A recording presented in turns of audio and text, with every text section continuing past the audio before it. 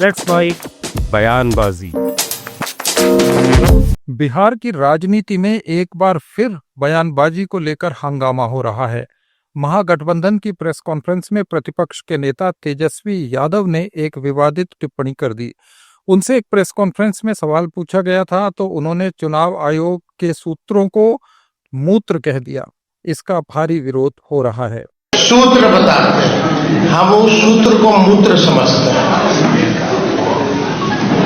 Waste जो होता है ना, ये वो है,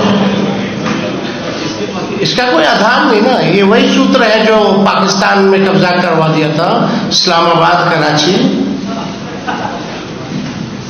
सूत्र नहीं, मूत्र लोग। तेजस्वी के बयान पर जेडीयू और बीजेपी ने तीखी प्रतिक्रिया दी है। जनता दल यूनाइटेड ने कहा है कि ये कैसी भाषा है, क्या तेजस्वी अपने घर में भी ऐसी भाषा इस्तेमाल करते होंगे। बीजेपी आईटी सेल के प्रमुख अमित मालवीय ने इसे अत्यंत दुर्भाग्यपूर्ण बताया। उन्होंने कहा कि प्रेस कॉन्फ्रेंस के दौरान मीडिया को लेकर तेजस्वी यादव की टिप्पणी अशोभनीय है। मालवीय ने याद दिलाया कि इससे पहले भी तेजस्वी अखबारों को बंद करने की धमकी दे चुके हैं। उन्होंने कहा कि यह आचरण पत्रकारिता की स्वतंत्रता, प्रेस की गरिमा और लोकतांत्रिक मूल्यों के खिलाफ है। बिहार में विधानसभा चुनाव को लेकर कांग्रेस ने अपनी रणनीति का संकेत दिया है। प्रदेश कांग्रेस अध्यक्ष अखिलेश प्रसाद सिंह ने कहा है कि हमारी पूरी तैयारी है कि आगामी चुनाव में 19 से बढ़कर 40 से 50 विधायकों तक पहुंच जाए। कारण नहीं देखता कि आज जहां हम लोगों की विधानसभा में संख्या 19 है, उसको हम 40-50 नहीं पहुंचा सकते हैं। और इसी तरह का उम्मीद हम अपने सहयोगी दलों से भी करते हैं, चाहे वो वाम दल हो, राष्ट्रीय जनता दल हो। सबको एक साथ मिलजुल के काम करने की जरूरत है। बिहार के मुख्यमंत्री नीतीश कुमार के एक्स पोस्ट पर प्रशांत किशोर ने तंज कसा है। प्रशांत ने सवाल उठाया, 20 साल से रोजगार देने से किसने रोका था। उन्होंने नीतीश कुमार के 1 करोड़ रोजगार देने के वायदे पर निशाना साधा। 20 वर्ष अगले 5 वर्ष में नीतीश कुमार एक करोड़ रोजगार देंगे। आप बताइए कि पिछले 20 वर्ष से नीतीश कुमार को रोजगार देने से किसने रोका था। राजस्थान में स्मार्ट मीटर लगाने को लेकर विवाद गहराता जा रहा है। पूर्व मंत्री प्रताप सिंह खचरियावास ने सरकार पर गंभीर आरोप लगाए। उन्होंने कहा कि सरकार लोगों के घरों में जबरन स्मार्ट मीटर लगा रही है, जबकि इसकी कोई जरूरत नहीं है। खचरियावास का कहना है कि आजादी के बाद पहली बार ऐसा हो रहा है कि बिना खराबी के इलेक्ट्रॉनिक मीटर हटाकर स्मार्ट मीटर लगाए जा रहे हैं। देखिए, स्मार्ट मीटर सीधे सीधे नोट खींचने का काम करेगा, इससे किसी का फायदा नहीं होगा। पहली बार मैंने देखा ये बीजेपी की सरकार बेवजह मीटर बदल रही है। आजादी के बाद पहले कभी नहीं हुआ कि जब बिना मीटर खराब हुए नया मीटर लेकर आए। बीजेपी वाले कह रहे हैं कि स्मार्ट मीटर लगाएंगे सब जगह। अरे भैया, जब पुराना मीटर खराब ही नहीं है तो तू कैसे बदलेगा किसी का मीटर। और जबरन पुलिस ले जाकर और गुंडे ले जाकर प्राइवेट कंपनी के आप नहीं बदल सकते। आम आदमी पार्टी के नेता संजय सिंह ने चुनाव आयोग पर गंभीर आरोप लगाए हैं। पटना सर्किट हाउस में प्रेस कॉन्फ्रेंस के दौरान उन्होंने मतदाता सूची पुनरीक्षण आदेश वापस लेने की मांग की। संजय सिंह ने कहा कि चुनाव आयोग ने बिहार चुनाव से पहले ही इसे हाईजैक कर लिया है। कल जब मैं यहाँ पे आया तो पटना में एक टीवी चैनल के प्रोग्राम में गया तो उन्होंने कहा, संजय जी,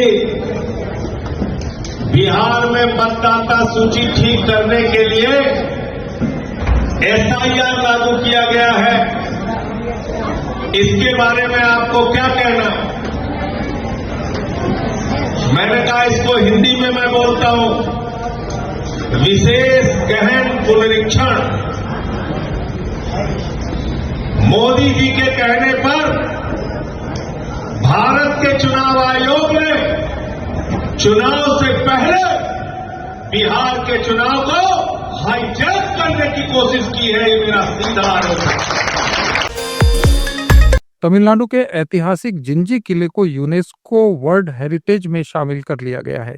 इसे पूर्व का ट्रॉय कहा जाता है। ये मराठा सैन्य परिदृश्य के हिस्से के रूप में विश्व धरोहर सूची में दर्ज हुआ है। तमिलनाडु के मुख्यमंत्री M.K. स्टालिन ने इस पर खुशी जाहिर करते हुए कहा, ये तमिलनाडु के लिए गर्व का क्षण है। उन्होंने कहा कि ये भव्य पहाड़ी किला अब ग्रेट लिविंग चोल मंदिरों, मामल्लपुरम के स्मारकों, नीलगिरी माउंटेन रेलवे और वेस्टर्न घाट जैसे तमिलनाडु के अन्य यूनेस्को स्थलों की सूची में शामिल हो गया है। स्टालिन ने इसे राज्य की समृद्ध सांस्कृतिक विरासत का प्रतीक बताया। उत्तर प्रदेश की राजधानी लखनऊ के इंदिरा गांधी प्रतिष्ठान में भारत में पशु नस्लों का विकास विषय पर एक कार्यशाला का आयोजन हुआ। इस मौके पर मुख्यमंत्री योगी आदित्यनाथ ने गौशालाओं को लेकर बड़ा बयान दिया। उन्होंने कहा, वर्तमान में 14 लाख से ज्यादा गोवंश प्रदेश की गौशालाओं में या सरकार से सहायता प्राप्त पशुपालकों के बीच देखभाल में है। हम लोगों ने 2017 में ही निराश्रित गो आश्रय स्थल की एक कार्य योजना बनाई, 2018 में उसको लागू किया और आज मुझे बताते हुए प्रसन्नता है कि 14 लाख से अधिक गोवंश वर्तमान में सरकार की गौशालाओं में या फिर सरकार के द्वारा सहायता प्राप्त पशुपालकों के बीच में आज उनकी देखभाल की जा रही है, जिसमें प्रति गोवंश जो सरकारी निराश्रित गो आश्रय स्थल हैं वहां पर सरकार अपने स्तर पर उनका संचालन करती है, लेकिन इसके अलावा तीन स्कीम हमारी है। एक सरकार स्वयं चलाती है जिसमें 12 लाख से अधिक गोवंश सरकार अपनी निराश्रित गो आश्रय स्थल के माध्यम से उनकी देखभाल करती है। असम के मुख्यमंत्री हिमंत बिस्वा शर्मा ने मीडिया से बातचीत में कहा कि गोलाघाट जिले में एक सुनियोजित साजिश के तहत जनसंख्या संरचना को बदलने का प्रयास किया जा रहा है। मुख्यमंत्री ने कहा कि सरकार इस मुद्दे पर कड़ी नजर बनाए हुए है। इसके साथ ही उन्होंने भरोसा दिलाया कि इस तरह की गतिविधियों पर रोक लगाने के लिए जरूरी कदम उठाए जा रहे हैं। उरियाम घाटत आमी सन्देहजनक लोकर आगमन यात देखा पाइছো। उरियाम घाटर পৰা ढिंग মৈৰাবাৰী লাহৰী ঘাটলৈকে এতিয়া নিতৌ বাছু চলাচল কৰে। তাৰ পৰা এটা কথা অনুমান কৰিব পাৰি যে গোলাঘাট জিলাৰ জনগাঁথনি পৰিৱৰ্তন কৰাৰো এটা প্ৰচেষ্টা নিশ্চিতভাৱে আৰম্ভ হৈছে নেকি। এই গোটেই ঘটনাখিনি আমি অধ্যয়ন কৰি আছো। 2 এদিনতে বন বিভাগৰ দল এটাও আহিব। তেওঁলোকে কিমান মাটি ক'ত দখল কৰি থোৱা হৈছে তাৰ হিচাপ নিকাচখিনি কৰিব। তাৰ পিছত স্থানীয় ৰাইজৰ লগত বিধায়কৰ লগত আমি কথা পাতি পৰৱৰ্তী ব্যৱস্থা হাতত ল'ম। हिमंत बिस्वा शर्मा ने मीडिया से बातचीत के दौरान एक और खुलासा किया। उन्होंने कहा कि हालिया बेदखली अभियान में सामने आया है कि 400 किलोमीटर दूर के जिलों से आए लोग खास तौर पर हिंदू बहुल निर्वाचन क्षेत्रों में जमीनों पर अवैध कब्जा कर रहे हैं। मुख्यमंत्री का कहना है कि ये कोई सामान्य घटना नहीं बल्कि एक संगठित साजिश है, जिसका मकसद इन क्षेत्रों की जनसंख्या संरचना को बदलना है। उन्होंने कहा कि राज्य सरकार इस पूरे मामले पर कड़ी नजर बनाए हुए है। যেতিয়া আমি উচ্ছেদ কৰিব গৈছো তেতিয়া এটা নতুন কথা এটা ধৰাত পৰিছে।